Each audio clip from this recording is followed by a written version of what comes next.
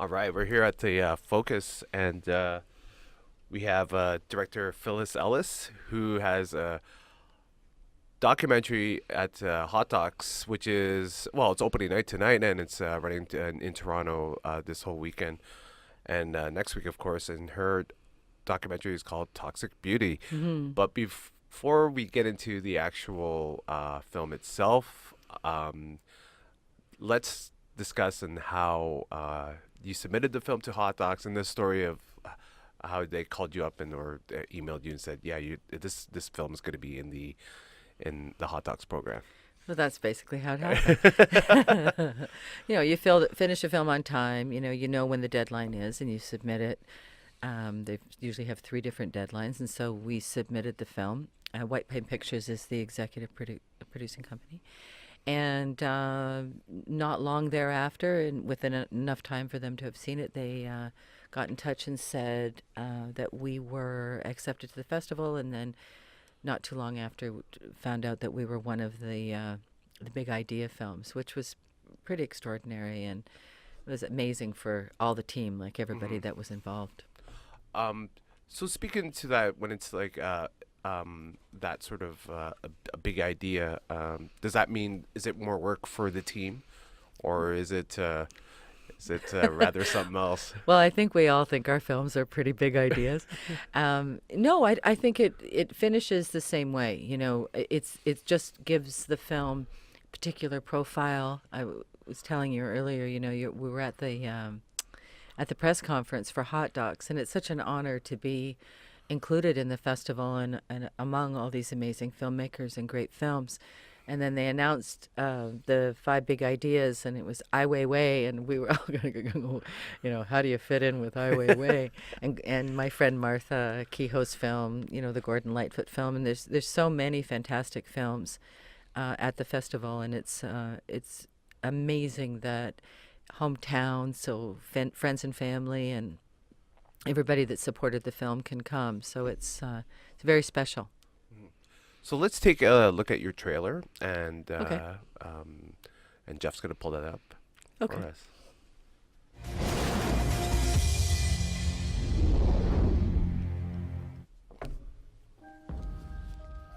This is something controversial. I'm calling out the entire makeup industry. These companies are telling you, yeah, it's gentle, it's safe. And then 10 years down the line, oh my God, I'm infertile. Oh my God, I have cancer. This cosmetics issue is even bigger than the tobacco industry because we're talking about thousands of different chemicals. The same chemicals being dumped and running through the rivers are running through our blood. Skincare, hair, feminine care products have been associated with reproductive problems. Ovarian cancer, preterm birth, mercury poisoning, endocrine disruption. The cosmetics industry comes back with their own science, and they say, oh, just a little bit of a cancer-causing chemical. You have no way of knowing what's in your product. Wealthy, big corporations don't allow regulations to happen. Who allow Is her name people to Mimi be Nguyen? harmed. Or my Mimi. Mimi Yeah. Nguyen? Okay. Person versus a humongous name is pharmaceutical Dina? company. Dean. Dina? Just Dean. Okay. I hope that with this self-experiment that I'm doing, it'll catch people's attention. So you have higher levels than most Americans in at least 3 of your samples here. Chemicals are not like people. They're not innocent until they're proven guilty. Unless we do bring these chemicals under better control, we are certainly headed for disaster. We don't want to wait 60 years to find out that some chemical we use in hand lotion is causing breast cancer.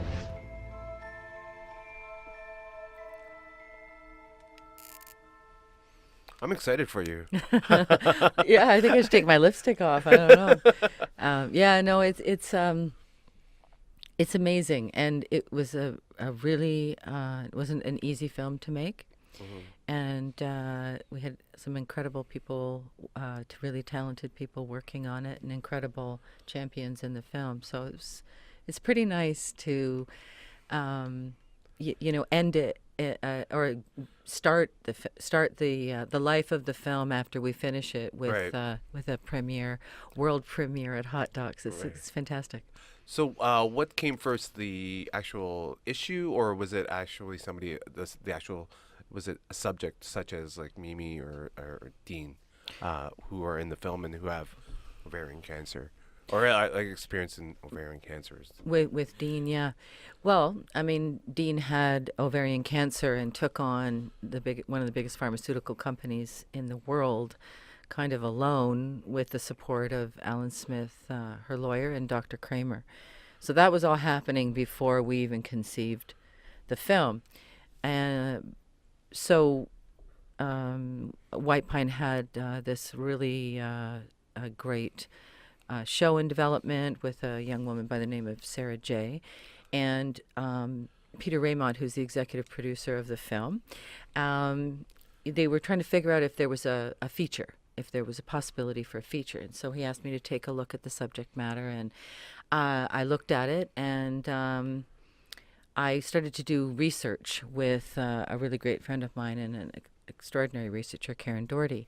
And we were poking around, and we found talc, and then I was an Olympian, and I used talc a lot for a number of years. And I got concerned, and then I got in touch with Dr. Dan Kramer, who's in the film, and we got talking, and was I at risk, and I could possibly be, and then I got scared, and I kind of came to, if one of the most trusted brands in the world is causally linked to ovarian cancer, what else are we using that could potentially cause us harm, which was kind of the thesis of the film when we started. And then you reach out to all of these extraordinary people, and then you have the film. Nice.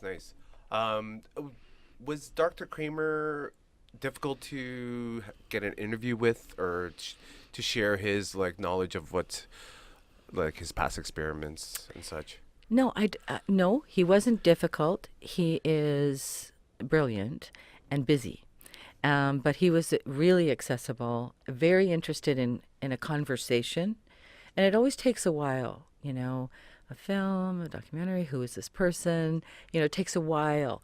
And what we had when we first pitched the film to Jordana Ross at the Doc Channel, CBC Doc Channel, we had what they call development money. So we had some dough to go and poke around and see if we really had a film. Right. And Dr. Kramer was part of that development process. So by the time we were actually had the dough to make the film, he was kind of a new friend of mine. So yeah, no, yeah. He's a pretty cool guy. Nice. And how did Mimi Nguyen come on board? She's pretty much your main subject. Yeah, she's awesome. So I met Dr. Shruti Malhangaya, who's in the film, and she's like the trifecta of everything. She's a surgeon and a reproductive endocrinologist and a fertility specialist. And I got in touch with her through contacts, and unbeknownst to me, Dan Kramer was one of her mentors, which we didn't even know the connection when we first started hanging out and getting to know each other for the film. And she has this program called the Ovulation and Menstruation, like a research study. And she had master students that were helping her, and she invited me into a meeting, and they were doing this section on cosmetics, and Mimi was one of the master students in the meeting. And then she starts talking about, oh my God, I used 27 of these products, and she's a master student starting medical school who wears more makeup than Kim Kardashian, and it just the marriage of that, and then her interest in doing a chemical body burden and a detox, and you saw what she did in the film, so we just followed her along that path. Nice.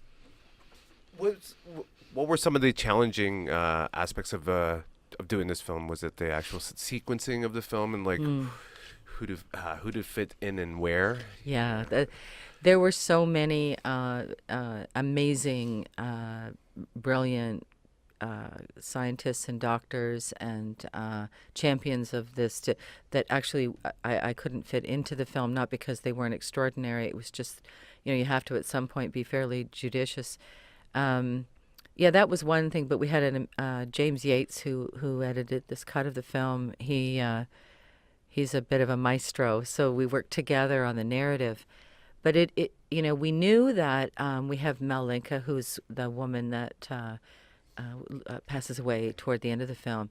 And so she's 60, and she had a lifetime use of a personal care product. And Mimi's whole concern is, I'm 24, and I'm going to be delaying having kids, and I don't know over 20 years what could potentially happen or what would happen if I use these products.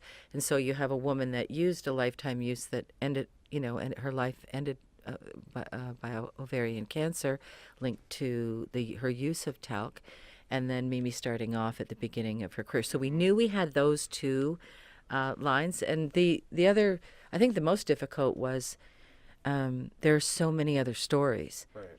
And these amazing brains are all over the world, all over the United States and Canada. So to get to everyone, so you just had to kind of, wherever production would pay for me to go, I went. I know for a fact that documentary filmmakers, when they make a documentary, going into the archives is one of their great experiences. Mm-hmm. So you went to the archives and finding some commercial footage of Yeah. Johnson & Johnson and them using a jingle, Johnson & Johnson, and how that's, back in the day was using a jingle was such a prominent way of doing advertising. Mhm. So what did you think of like their past advertisements of Johnson & Johnson, and when you found that footage and you including that in the film? Of Right. course? I mean, we had a couple of really amazing archivists also working on the film, but I remember a lot of those. Like, I'm, of that age, and so I remember those jingles. Like, I could, almost repeat them without, how you do that with Yeah. old commercials.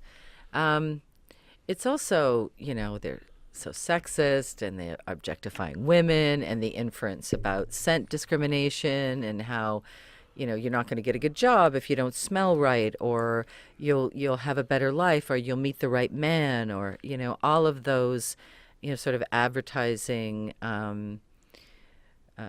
knives that they throw at us. But when you look, I think today at advertising, it's the same kind of messaging. It might be a little more sophisticated, but it's still the same messaging. So in terms of advertising, so what do you think of? I believe the cosmetic industry is doing so well because of social media and Mhm. such. What are your thoughts on that? I know you didn't include that in the film, but what are your thoughts on the correlation or the relation of those two? So do you mean the ability and the accessibility of social media, how you get messages to people? Yes. Or selling products? Selling products to people through like an Instagram or a Facebook. Right. Yeah. I mean, I think it's just five more avenues that many companies and many brands are using to hawk a million different products.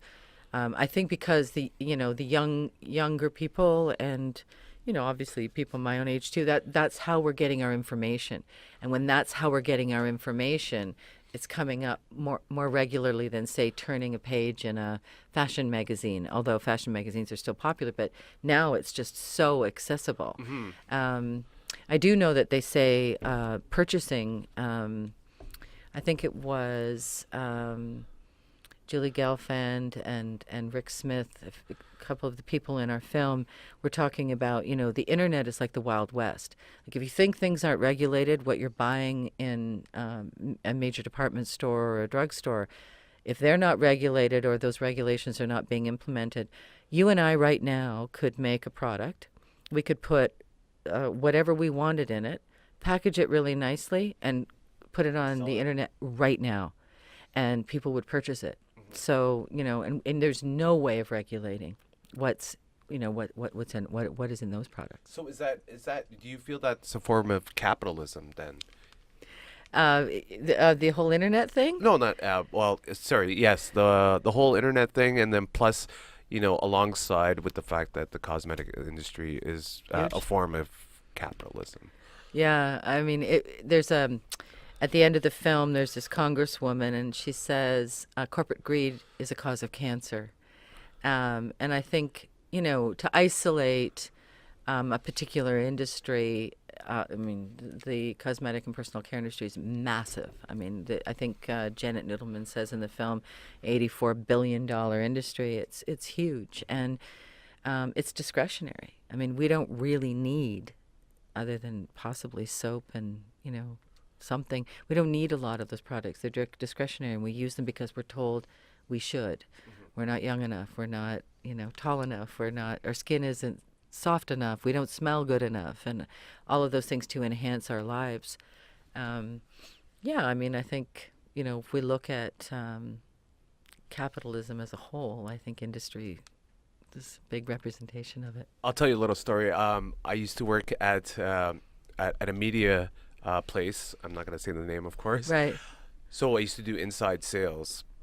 So the first couple weeks, my bosses would say, well, okay, because we had a screen in Times Square. Right. So my bosses would say, you're going to go home tonight and you're going to get me 10 leads of all the cosmetic companies that you can think of. And you're going to write down the address. You're going to write down all the products they do. Right. And you're going to write down 3 leads and who's the CEO, who's the brand manager, and who's not the CFO or a chief marketing officer. Right. So you would have to go and find all those names and the numbers and it was a grind. So they had this thing on the web called Red Books, which would give you some sort of links to who is who in the industry, and then it either would give you the phone number or not, or just and my boss would say you need to have like 3 or 4 numbers. I don't want one number on your lead at all. And when I got to call in one of these people by chance, and it was just a by chance sort of job, that when they would answer the phone, they were very, they were not the nicest people at all. They were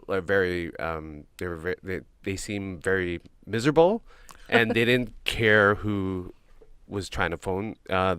Mm-hmm. They probably thought that it was probably just another sales call, of course, but like they had no welcoming voice at all, and they would just say, "Oh, like who the fuck is this? I don't know who you are." And then they would like hang up the phone. If I would say, "Well, I'm Fernando from," they would just, and that's it. And from that point on, I would always say that is, I guess these people are just money hungry, and they're in it for the money, and this is the buildup of capitalism and within companies like L'Oreal and whatnot. And yeah, that's my story. And it was just I found it to be really humbling. It's a humbling experience and a very learning experience of what corporate greed is really like. And I mean, I think everybody wants to make money, and I think that when it comes down to it, based on the Dr. Michaels or Dr. Mizoda in the film, it's if you have free reign and you're not regulated and you're saying everything's okay, if it isn't okay, that's a problem. So I think if the industry gets regulated and we know what's in the products that we're purchasing and we know that they're safe, then they can sell as much, eyeshadow as they want. It's just what is safe and what isn't. And I think, the talc issues kind of right up front and center right now, because sometimes it takes that long to develop a disease or something from a carcinogen. And to develop the appropriate test to actually see if yeah. I mean, on the other hand, Dr. Kramer, his first study was in 1982. Dr. Bruce Semple from Johnson & Johnson got a hold of him. Dr. Kramer said it says it in the film, he spent a long time trying to convince him that they should possibly put a warning label on it. They disagreed. Well, that was a long time ago. Think about how many years ago that was, 1982. Had they put a warning label on it, had they, done something about it, then how many lives would have been saved? And, a lot of people say, are you sure? Is it really? what we learned from, again, like Dr. Roberta Ness, it's not. What if it does? And in epidemiology, it's the precautionary principle. We have a right to know what is known. Yeah. And we know what is known. Right. Scott Faber says at the end of the film, there's 2,000 products that contain talc, cosmetics and personal care products. 1,000 of them are loose powders. So it's not just baby powder. Like Kramer says, talc is talc. Yeah. And I think it's time that, we listen and we do something about it. You included the company Detox Beauty, and you have a scene where they're in the store. What are your thoughts on the future of stores like Detox Beauty and cosmetics that doesn't include carcinogens or toxic chemicals or minerals that are carcinogenic? Well, the detox market's a pretty cool store because you go in and you've got a lot of different brands that are are identified as sort of clean beauty products. I think there's a huge trend from what I could tell from again the people that I met, and I do think that large brands are also very aware of the importance of clean and non-toxic products, because that's what's happening. And if they don't start to reformulate and kind of get on the program, then people are I mean, I think there'll be a percentage of people that continue to buy. Just it's like so many people in the film say, it's like the tobacco issue. Right. It's different because when people found out that smoking causes cancer, people, you choose to smoke. But it's obviously, if you're hauling on a cigarette, you pretty much know that there's, it's not awesome. But when you're using, soap or toothpaste or shampoo or dry shampoo or deodorant, those are things that you don't even remotely imagine could be linked or have anything in it that could potentially cause you harm. What were some of the challenges you had in doing this film? I think when we started, it was really making sure that everything was true and right, and double checking and double triple checking and making sure that everything was annotated, and access to great people, great scientists, great doctors, great subjects, and allowing people time to get to know myself, Ira Singh, who's the cinematographer, and the rest of our crew, so that they trust us being in their space. I mean, it's quite a privilege to spend time with women that are at the end of their life, and to actually say, it's okay, come on into my world. And then, 3 or 4 weeks later, Mel passes. And Jacqueline Fox, whose audio deposition is in the film, her son was, there was a congressional hearing, and he was one of the witnesses about a month ago. And they were talking to him about her litigation, and he was saying, I didn't know my mom was going to litigate, but she did it because she wanted to help other women so they wouldn't have to go through what she went through. But after she passed away, I had to continue with it because I wanted Johnson & Johnson to know her name. And that's how we all felt in the film. We're naming it. There's women attached to it. And, it's a pretty direct line between the use of something and let's say, ovarian cancer. Mm-hmm. So I've noticed lately with a lot of documentaries that they're including Rachel Carson and Silent Spring, which I read when I was in university.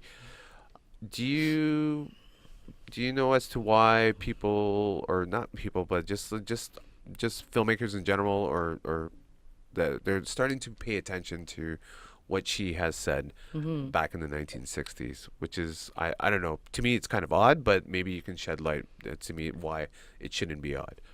Well, there were a couple reasons. One, she's a big hero of mine, and I'm not that far off in age, so I grew up thinking she was a pretty extraordinary woman that stood up and took this on, and was not the norm at the time to stand up and fight and do what she did with DDT.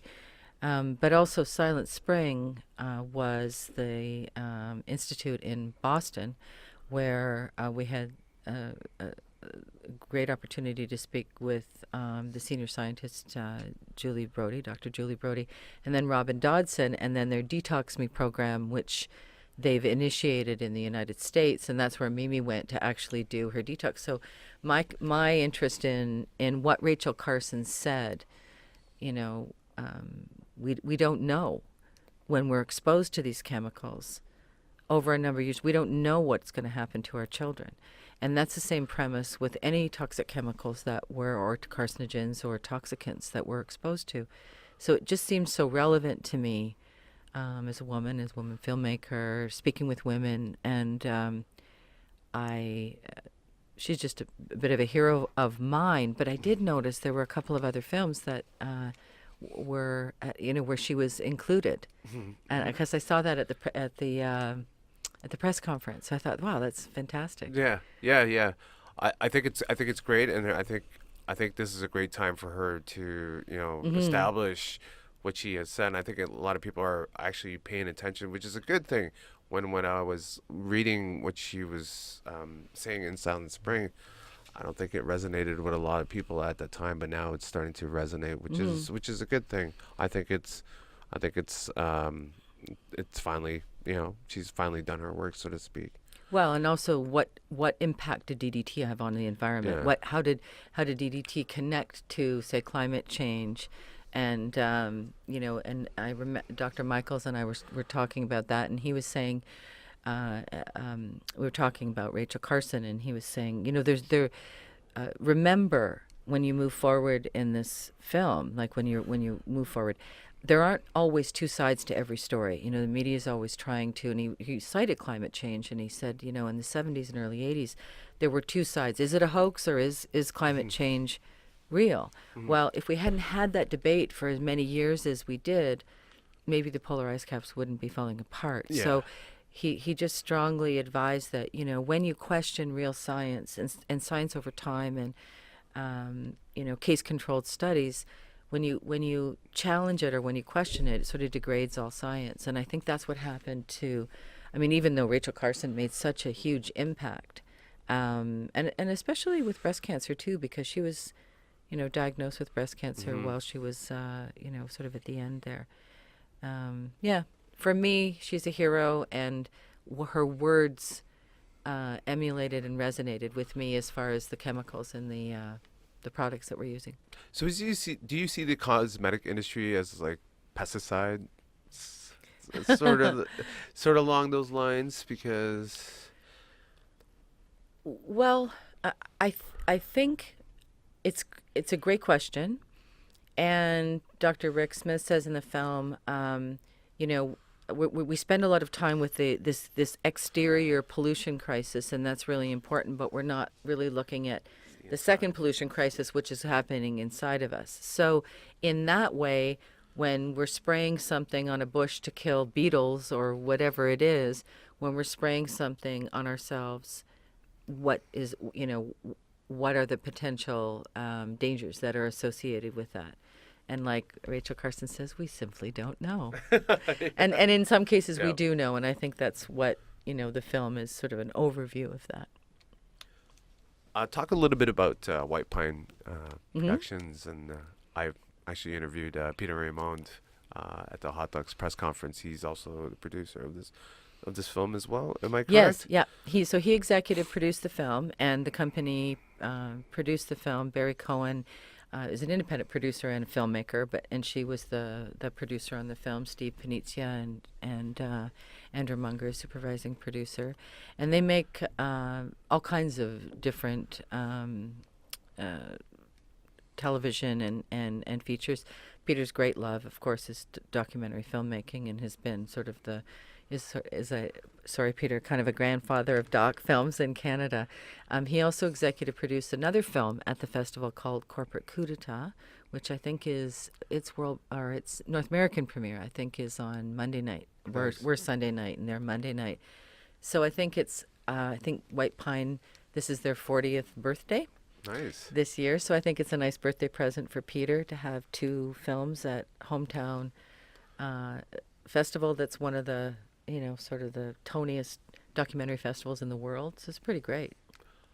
What do you want your audience to take away from the film when they watch Toxic Beauty? Well, there's a couple of things. It's also a really good question, because I always feel like films are like going to a gallery. You take away, whatever you relate to yourself, a little bit of, you or someone you know. So I think it's a subjective experience in a lot of ways. I think we should read labels. I think we have the power to affect change. Politicians work for us, and Health Canada put a warning out about talc, I think December 5th, 2018.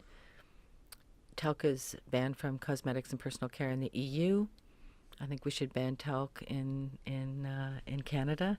I can go right now to Shoppers Drug Mart and buy a bottle of J&J baby powder with talc right now. Yeah. So I think be careful and cautious, and I think awareness is really important, and that there are alternatives. So, if you're using something and you see chemicals that are introduced in the film, there are a ton of products that you can purchase that don't have that. And I think the industry is, certainly moving toward a cleaner product. There was an article in She Does the City, if I'm not mistaken, and she was asking you in regards to the impact that this film would have on the cosmetic industry. Mm-hmm. Can you elaborate a little bit more, or tell us a little what your answer to that is, and how you feel about the impact of this film on the actual cosmetic industry? Well, I think that the champions in the film that have been working in this space for a long longer than I have, in their own sort of individual research labs, or in their in their sort of advocacy world. I think that the unique thing about this particular film is that a lot of them are in one place at one time. So I think there's a powerful message in that.